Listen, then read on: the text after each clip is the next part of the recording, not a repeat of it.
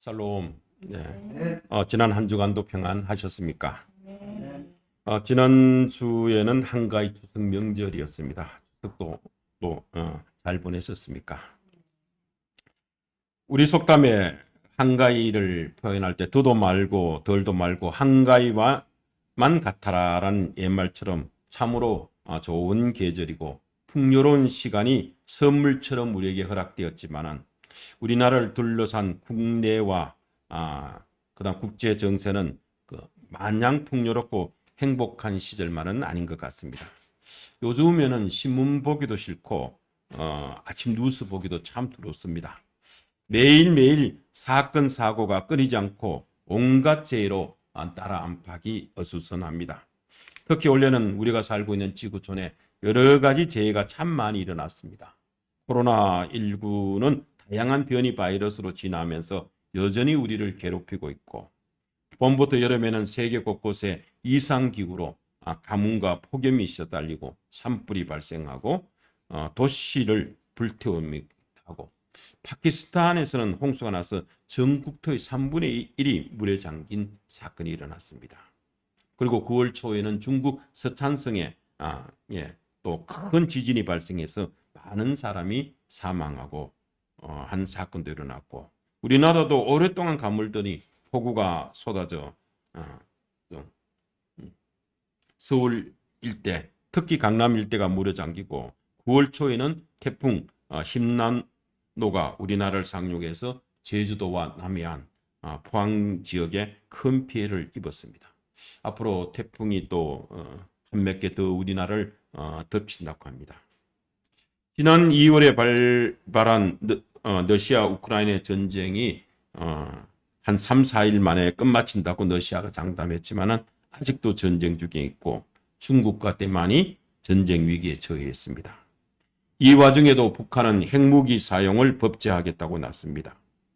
러시아 우크라이나 전쟁의 여파로 세계 유가와 곡물가가 치솟고 있고, 금리 인상과 고물가 인플레이션이 심해지면서 세계의 경제는 침체되고 파산과 굶주림에 시달린 사람들도 많아졌습니다. 우리나라도 예외는 아니어서 금리가 올라가고 주택 가격이 하락하고 환율이 치솟아 무역 적자가 심화되고 있습니다. 2014년에 여러분도 잘 알다시피 이슈가 되어서 복지 체계를 전면 개편했음에도 불구하고 송파모은 세모녀 사건이 일어났죠. 그래서 복지 체계를 전면 개편한 사건이 일어났는데도 원래 또 이와 유사한 수원 세모녀 사건이 8월에 발생했습니다. 이런 상황 속에서도 여야 정치인은 가거 타령, 내로남불하고 하면서 당파 싸움도 하고, 심지어 당내에서도 각 가전 정파들이 서로 싸움질하고 있습니다.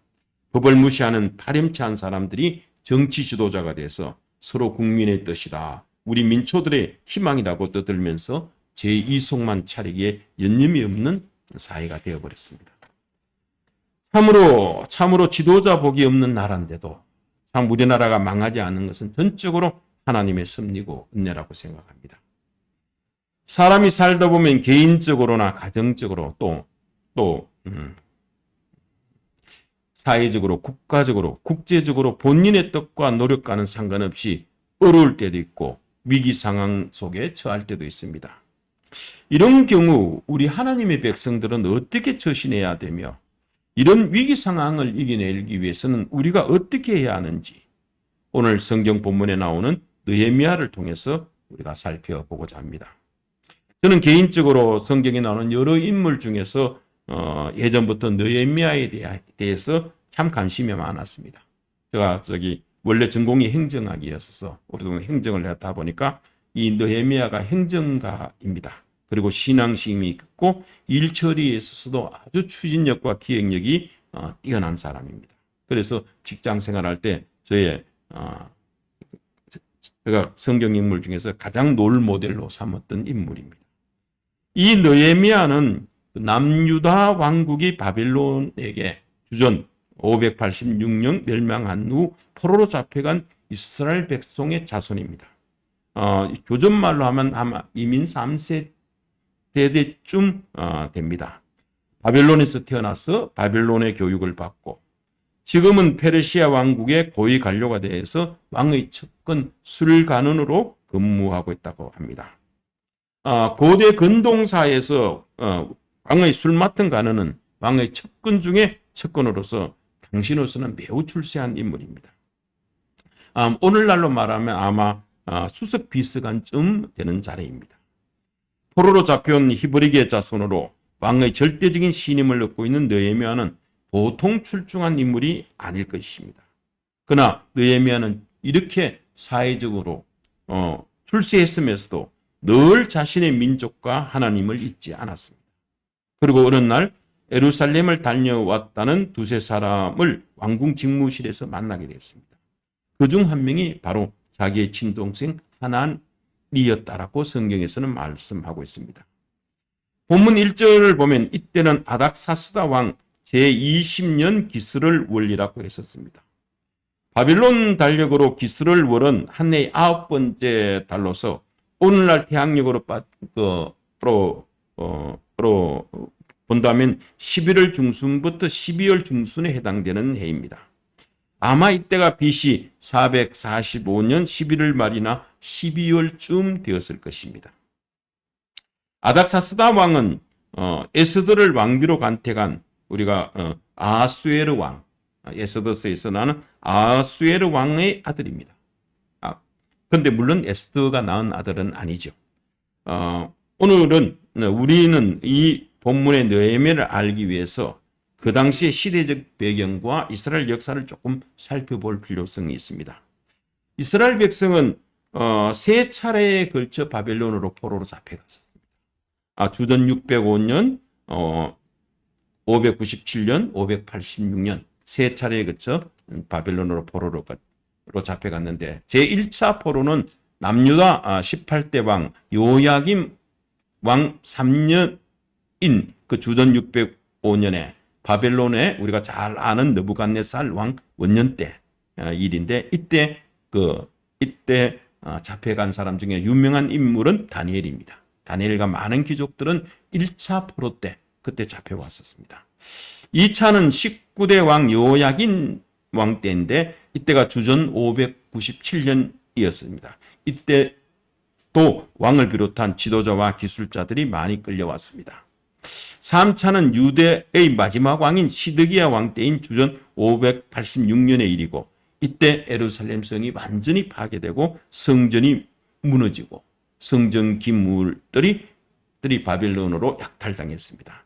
또한 이때 왕족이나 귀족, 학자 등 식자층은 모두 포로로 끌려가 성경에서는 예루살렘에서는 미천한 사람만 남겨졌다고 성경에서 기록하고 있습니다.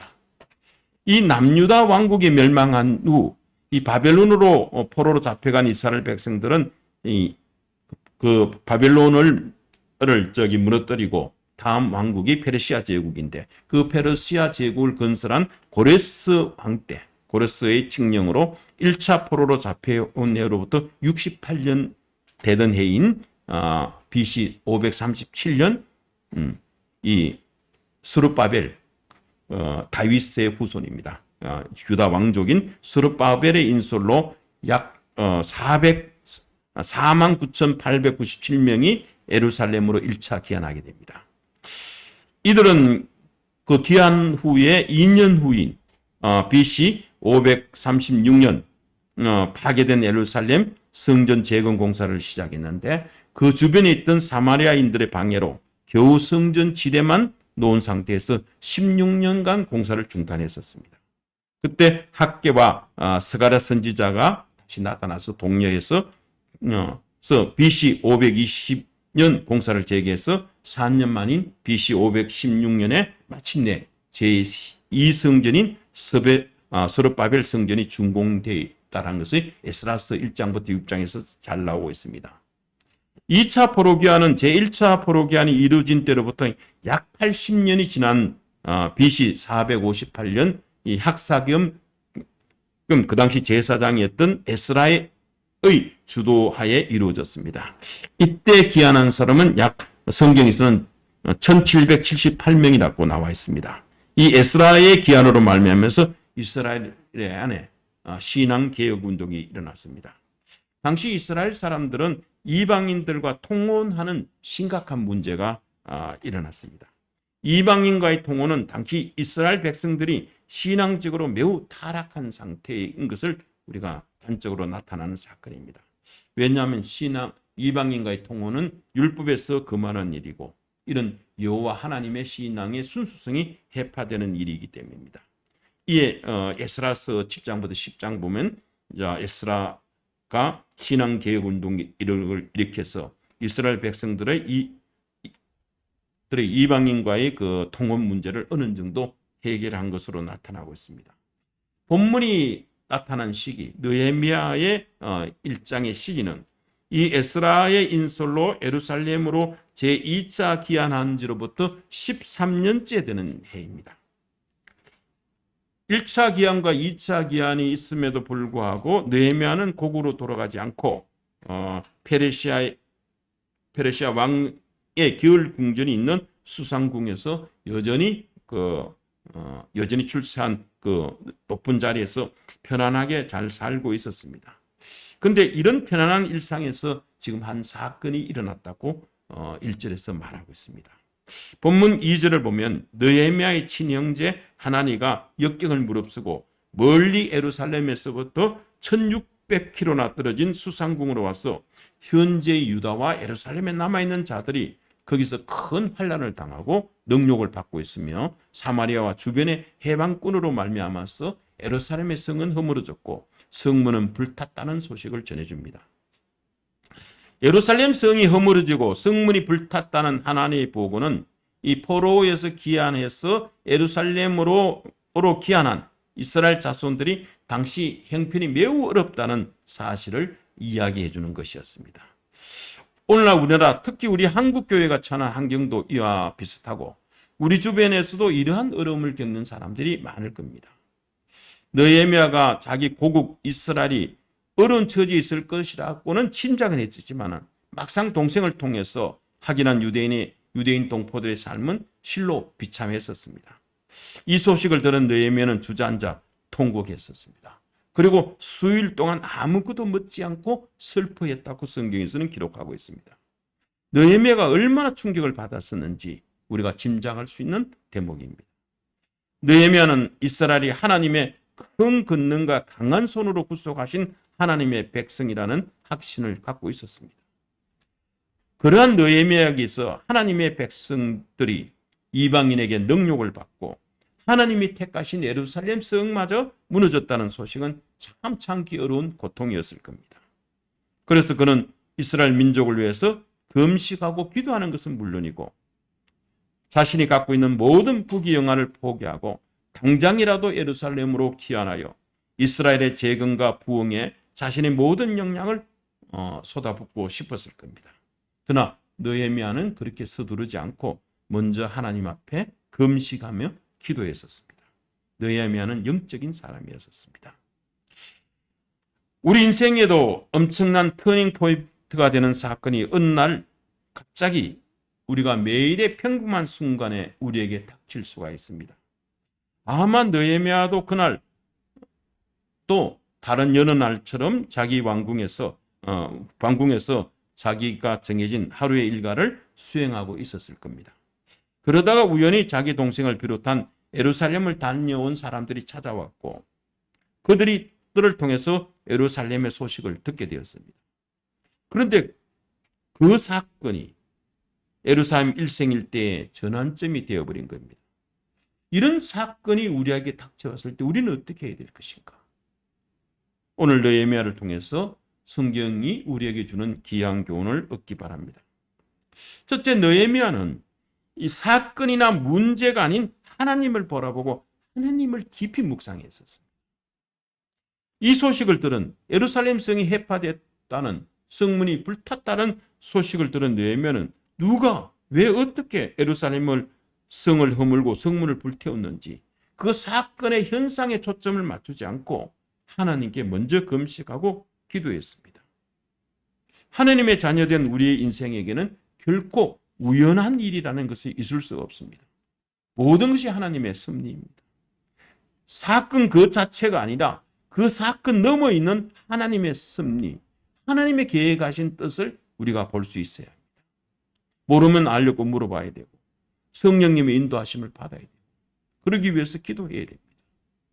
하나님의 인도하심에 늘 마음과 행동이 우리가 오픈되어 있어요. 느헤미야는 그 소식을 듣고 인간적으로 문제를 해결하려 들지 않고 먼저 하나님께 기도했습니다. 이런 영적 부담감도 물론 하나님이 주신 것입니다만은 우리가 몰랐다고 핑계하지만은 관심이 있으면 어떻게 해서라도 알려고 하게 됩니다. 우리가 몰랐다는 말은 무관심이고 사랑이 없기 때문에 그렇습니다. 두 번째, 느헤미야는 문제 해결 이전에 하나님과의 관계를 먼저 회복하고 진정한 해결로 영적 부흥을 이룬 사람이었습니다. 느헤미야라는 이름은 하나님이 위로하신다는 의미입니다. 그런 이름을 가진 느헤미야가 지금 일생일대의 기도를 드리고 있습니다. 5절부터 11절에 나오는 기도이죠. 종의 기도를 들으시고 라고 기도하면서 이 기도가 하나님을 움직이는 기도를 드린 것입니다. 우리도 우리의 기도가 하나님을 움직일 수 있는 기도를 드려야 됩니다. 어떤 기도가 하나님을 움직일 수 있는 기도냐? 5절을 보면 하나님을 부르는 호칭을 하늘의 하나님 여호와, 크고 두려우신 하나님, 주를 사랑하고 주의 계명을 지킨 자에게 언약을 지키시며 긍휼을 베푸시는 분이라고 부르고 있습니다. 우리 자신이 드린 기도의 대상인 하나님을 진짜 하나님으로 보는 믿음이 느헤미야에게 있었습니다. 기도의 대상에 대한 바른 인식에서 참된 기도가 시작됩니다. 하늘의 하나님 여호와라는 말은 하나님께서 전 우주를 지으시고 주관하시는 유일한 주권자로서 이 세상의 모든 일은 당신이 원하신 대로 움직여 나가시는 분이라는 이런 의미입니다. 느헤미야가 이렇게 하나님을 하늘의 하나님 여호와로 부른 데는 지금 이스라엘이 처한 문제는 하나님만이 해결할 수 있다는 강한 믿음이 내포되고 있습니다. 그리고 크고 두려우신 하나님이라는 것은 하나님께서는 모든 사람으로부터 경외를 받으셔야 할 분으로서 범죄한 자에게는 두려운 심판주가 된다는 의미입니다. 느헤미야가 하나님을 이렇게 부르는 것은 이스라엘이 현재 당하고 있는 고난이 과거의 이스라엘 죄와 무관하지 않다는 것을 나타내고 하나님의 백성을 대적하는 자들은 하나님의 두려운 심판을 받을 수밖에 없다는 것을 나타냅니다. 마지막으로 느헤미야는 주의 계명을 지키는 자에게 언약을 지키는 시며 긍휼을 베푸시는 주라고 기도를 드립니다. 이 말은 하나님은 그의 계명을 지키는 자에게 하나님의 언약을 지키신다는 의미로 해석할 수도 있으나 이것은 인간의 공로로 말미암아 언약이 성취된다는 뜻이 아니라 오직 믿음이 결부된 행위로 이해할 수가 있습니다. 이 믿음의 근본 요소는 사랑이죠. 느헤미야는 지금 이스라엘 백성을 향한 하나님의 긍휼, 헤세드, 하나님의 사랑을 지금 호소하고 있는 겁니다. 6절을 보면 느헤미야는 이스라엘 자손을 위해서 기도할 때 주야로 한다고 했었습니다. 그의 기도는 한두 시간이나 하루 이틀 동안만 한 것이 아니라 수일 동안 밤낮으로 금식하며 기도했었습니다. 성도 여러분, 느헤미야는 지금 자신의 일신상의 문제라든지 자기 가정사를 위해서 기도하고 있는 것은 아닙니다. 그는 지금 자기의 동족을 위해서 무너진 하나님의 성을 위해서 간절히 기도했었습니다. 이어지는 느헤미야의 기도는 백성들의 죄를 자신의 죄처럼 고백하고 신앙 공동체와 자신을 하나님의 유기체적인 관점에서 보고 회개의 기도를 드리고 있습니다. 성도는 하나님의 징계로 위기를 만날 때 먼저 죄부터 자복하고 회개해야 합니다. 느헤미야는 이스라엘에 당면한 위기를 우연한 일로 여기지 않았습니다. 그런 이스라엘의 위기의 원인은 그들의 죄에 있다고 진단했었습니다. 그래서 그는 이스라엘의 범죄함을 자복한다고 합니다. 하나님께서는 당신의 백성을 징계하시는 가장 중요한 이유는 죄의 대가를 받게 하시려는 것이 아니라 그들로 하여금 자기의 허물을 인정하고 고백하는 과정을 통해서 다시 돌이키게 하기 위함입니다. 그러므로 우리는 하나님의 징계로 위기를 만났다고 생각될 때 가장 먼저 죄를 자복해야 됩니다. 죄를 자복하는 데부터 문제의 실타리가 풀리게 되어 있습니다. 죄를 자복하지 않고 하나님께 용서를 구하거나 은혜를 베푸시기만 구한다면 그것은 아무런 소용이 없습니다. 지금 우리나라에는 죄가 간영하고 매일 하루에 6곳의 교회가 문을 닫고 있다고 합니다. 지난 1년간 4,519개의 교회가 폐쇄되었습니다. 국제 수준은 악화되고 무역은 적자가 나고 경기는 침체되고 정치는 혼란스럽습니다. 그런데도 교회 지도자나 정치 지도자 중 어느 누구 하나도 죄를 자복하고 회개하는 사람은 없습니다. 나라의 정치, 경제, 사회가 이렇게 잘못되어 가고 어려운데도 결코 자기 책임은 아니라고 남 탓만 하는 비겁한 위정자들, 항상 자기 잘못은 아니라고 빠져나가려 하는 세상 지도자들과는 달리 느헤미야는 지금 하나님께 불순종하고 죄에 빠진 자신의 민족에 자신을 포함하고 있습니다. 나와 내 아버지의 집이 범죄하였다고 했습니다. 사실 엄밀히 따져보면 느헤미야는 죄를 지은 유대 민족의 범위에 끼지 않아도 됩니다. 느헤미야가 태어나기 몇백 년 전에 그의 조상들인 유대 민족들이 하나님께 범죄했기 때문에 오늘날 이렇게 비참한 꼴을 당하는 것이지. 느헤미야 자신은 지금 이방 페르시아 제국 한가운데서도 열심히 하나님을 섬기고 바르게 살려고 노력하고 있는 사람입니다. 그런데도 느헤미야는 굳이 자신을 제외하지 않고 자신의 민족과 함께 하나님 앞에 엎드려 회개하고 있습니다. 우리가 하나님께 불순종했고 우리가 죄를 지었고 우리가 죽어 마땅하다라고 기도합니다. 우리나라는 썩었다, 소망이 없다, 한국교회는 문제가 많다 이렇게 욕만 하고 있을 게 아니라 그리스도의 피로 연결되어 있는 한국교회의 문제점을 우리나라 우리 민족의 죄를 내 죄처럼 가슴 아파하며 울면서 회개하고 기도하는 그런 참된 그리스도인들이 되어야 됩니다. 느헤미야가 바로 그런 사람이었습니다. 7절은 느헤미야가 이스라엘의 범죄 사실을 고백한 내용이 나오고 있습니다. 느헤미야는 이스라엘의 주를 향하여 크게 악을 향하여 주께서 주의 종 모세에게 주께서 명하신 계명과 율례를 지키지 아니하였다고 고백합니다. 이스라엘 사람들에게서 죄의 기준은 하나님의 율법입니다. 곧 하나님의 율법을 지키지 않는 것이 죄이지요. 오늘날에도 마찬가지입니다. 우리 믿는 성도들은 하나님의 백성에게 있어서는 모든 죄의 명확한 기준은 하나님의 말씀입니다. 하나님의 말씀을 어긋나게 하는 것은 죄입니다. 8절을 보면 이스라엘 자손들이 하나님의 약속의 땅에서 쫓겨나 이방 땅에서 포로 생활하는 등의 불행을 당한 원인이 무엇인가를 밝히고 있습니다. 그것이 바로 이스라엘의 우상 숭배 죄 때문이죠. 그러므로 느헤미야는 민족을 위해서 기도하면서 먼저 이스라엘의 죄를 자복하고 있습니다. 그리고 9절에서 이어지는 9절에서는 하나님의 징계를 받고 흩어진 이스라엘 자손이 다시 하나님의 약속의 땅으로 돌아올 수 있는 길이 제시되고 있습니다. 그것은 그들이 처한 곳에서 하나님께로 돌아오는 것입니다. 즉 집을 나가 먼 외국에 나서 인생을 허비하다가 굶은 죽을 지경이 돼서 자신의 허물을 깨닫고 아버지에게 돌아오는 누가복음 15장에 나오는 탕자처럼 자신의 허물을 깨닫고 하나님께 돌아와야 됩니다. 여기서 돌아온다는 말은 회개한다는 의미입니다. 회개 없이는 회복이 없습니다. 그리고 회개는 반드시 증거가 따라야 됩니다. 그것은 하나님의 말씀을 지키는 것이 증거가 됩니다. 회개의 증거는 하나님의 말씀의 순종으로 나타납니다. 아무리 내가 말로 하나님께 회개하고 돌아왔다고 입술로 외쳐도 하나님의 말씀에 순종하는 삶을 살지 못한다면 우리는 하나님의 영원하신 약속의 기업 천국에 들어갈 수가 없습니다. 순종의 열매가 없으면 진정한 회개가 아니기 때문입니다. 10절에서 느헤미야는 이스라엘에 대해서 이들은 주께서 일찍이 큰 권능과 강한 손으로 구속하신 주의 종들이요 주의 백성이니라라고 고백하고 있습니다. 느헤미야는 하나님의 판단은 늘 공의로우심을 인정하고 자비를 구하고 있습니다. 그리고 자기 백성의 회복에 대한 하나님의 약속, 언약에 호소하고 있습니다. 그리고 느헤미야는 세 번째, 느헤미야의 태도를 우리가 배울 수 있는 것은 우리는 겸손하되 지속적으로 그리고 구체적으로 기도해야 됩니다.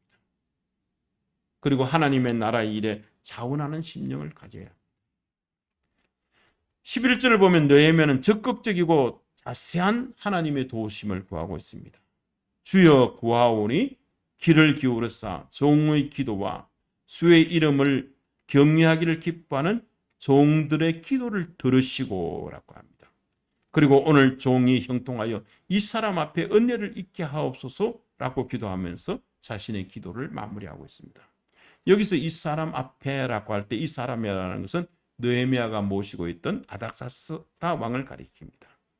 하나님께서 아닥사스다 왕의 마음을 움직여 자신으로 하여금 예루살렘 성을 재건할 수 있도록 하여 달라는 말입니다. 느헤미야는 예루살렘 성을 재건하는 일에 적임자를 보내시도록 구하지 않고 자신이 이 일에 헌신할 기회를 주시도록 하나님께 요청했었습니다. 그런 하나님께서 자신을 왕의 측근에 있도록 이끄신 것도 이때를 위함이 아닌 것인가 하고 생각했을지도 모릅니다. 아무튼 우리는 느헤미야의 기도를 통해서 느헤미야가 기도하는 사람일 뿐만 아니라 하나님과 그의 나라를 위해서 행동하는 사람임을 알 수가 있습니다. 느헤미야는 하나님의 일에 자원하는 심령을 가진 사람이었습니다. 오늘 우리들도 이 느헤미야처럼 하나님의 일에 자원하는 심령을 가진 사람이 되어야 합니다.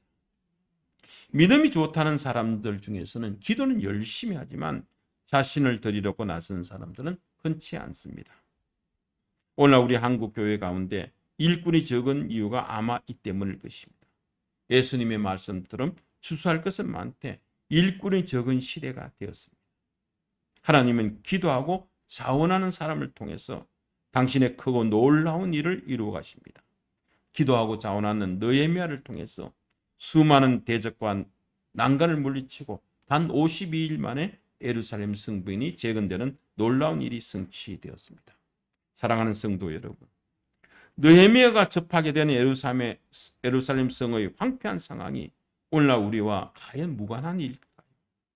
오늘 우리나라 교회들의 행편과 세계 선교 현장, 이 땅의 상황을 조금만 관심을 가지고 살펴본다면 아마도 그 황폐함에 놀라움을 금치 못하게 될 것입니다. 그런데 이처럼 우리 자신이 영적으로 매우 심각한 위기 상황에 직면해 있음에도 전혀 깨닫지 못하고 아무런 문제가 없는 것처럼 생각하고 산다라면 그야말로 치유하기 힘든 중한 영적 상태일 것입니다. 그러나 나라를 위한다든지 가정을 위한다든지 직장에서든지 헌신은 열정만으로 되는 것은 아닙니다. 하나님이 주시는 지혜가 필요합니다.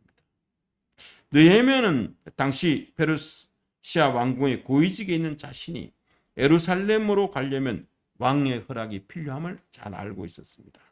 또한 사나운 적들이 기다리고 있는 예루살렘으로 가서 무사히 성벽을 재건하려면 왕이 필요한 물자를 공급해주고 신의 부대를 파견해서 자신의 권위를 높여주고 주변의 적들로부터 보호해 주어야 한다는 것도 잘 알고 있었습니다. 그러나 아닥사스다 왕의 재가를 얻어내는 것은 아무리 왕의 신임을 받고 있는 채찍건이라 하더라도 어려운 일이었습니다. 왕의 심기를 잘못 건드려서는 일의 성사는커녕 목숨마저 위험할 수 있는 일입니다. 게다가 예루살렘 성벽 짓는 일은 과거의 아닥사스다 왕이 과거에 금지시킨 적이 있는 일이었습니다. 페르시아에서는 왕이 한번 결정한 일을 다시 거론하는 것은 적결 처형을 당할 수 있는 중죄에 해당됩니다. 그래서 느헤미야는 11절에 이 사람 아닥사스다 왕에서 은혜를 입게 해달라고 하나님께 기도합니다. 2장 4절을 보면 왕이 내가 무엇을 원하느냐고 물어볼 때 느헤미야는 곧 하늘의 하나님께 묵도하고라고 기도되어 있습니다. 짧은 시간이지만 기도했다는 말입니다. 역사의 중심에는 항상 기도하는 사람이 있습니다. 우리도 느헤미야처럼 하나님의 자비와 국률을 구하는 겸손한 자세로 그러나 지속적이며 구체적으로 문제 해결하는 기도드리는 성도들이 되어야 합니다. 느헤미야는 하나님께 기도하고 지혜를 구해 왕을 움직이는 은혜를 입었습니다. 이 어지럽고 어려운 우리의 상황에도 불구하고 하나님의 때가 되어 올해도 가을이 되고 오곡백과가 열매를 맺습니다. 우리는 우리에게 처한 상황, 우리의 문제만을 보는 것이 아니라 문제가 아니야 하나님을 깊이 묵상하는 우리 성도들이 다 되시기 바랍니다. 그리고 문제에 부딪힐 때 먼저 자신을 돌아보고 진정한 해결을 통해서 하나님께 나아가야 됩니다. 그리고 겸손하되 지속적이고 구체적인 기도를 통해서 내 기도를 들으시는 하나님, 그 선하신 하나님의 도우심을 받는 여러분들이 다 되시기를 바랍니다. 잠시 기도하겠습니다.